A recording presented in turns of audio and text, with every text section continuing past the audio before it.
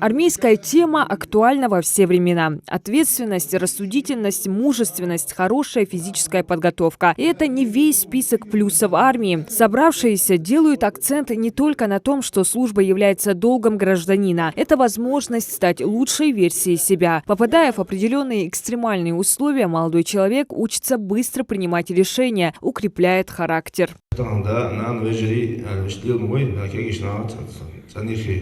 كويخي يوصل صندوق وجات هاتسن دا وخصوص عمل ازدواج لكن ازدواج مون جوب تريدل ديس على راس على سير خنا دا دوس يل دقيقه ايش تسجل هنا شيء في ديس وش تصحم ديتا. Главная цель встречи – развеять слухи относительно прохождения службы. Последний год военным комиссариатам пришлось столкнуться с рядом сложностей в ходе призыва. Молодые люди начали избегать отправки, боясь, что их перенаправят в зону специальной военной операции. Представители военкомата очередной раз отмечают, что срочников не отправляют в горячие точки.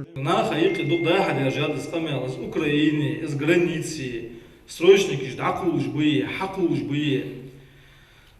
Со слуду же, чуть-чуть к тексту скажу, я сосеи на этой должности волоца Ахшумадас до этого с Украины хана, Ачуха хана, границы хана, я как командир взвода ханулся в должности. В Москве служил в танковой дивизии. Цаксак дакила, хакила, без его желания, до момента же хакучаны. То, что родители не знают, что царь Дизл хочет контракт, он дома не озвучивает это.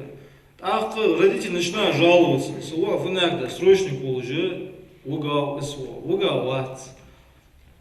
контракт язычма в случае ханять. Зачастую отправке призывника препятствуют родители, подчеркивают собравшиеся, а именно матери, которые излишне эмоционально реагируют на повестки сыновьям, тем самым не осознают, какой вред наносят будущему парней и лишают их возможности реализовать себя, построить успешную карьеру. В современном мире меняется все, и российская армия тоже не исключение. Условия службы в рядах вооруженных сил страны с каждым годом становятся лучше. В отличие от советских времен, служить нужно только год. Можно легально пользоваться мобильным телефоном. Всем военнослужащим положено пусть и минимальное денежное довольство. Также крайне редко срочников отправляют служить в далекие от родного региона области. Занятия на тренажерах, бег, боевая подготовка укрепляют здоровье парней. Бесплатное снабжение солдат формой, спальным местом, средствами личной гигиены, питание по системе шведский стол. Никаких сложностей у ребят не возникает и с соблюдением религиозных канонов. После увольнения с военной службы срочникам предоставляется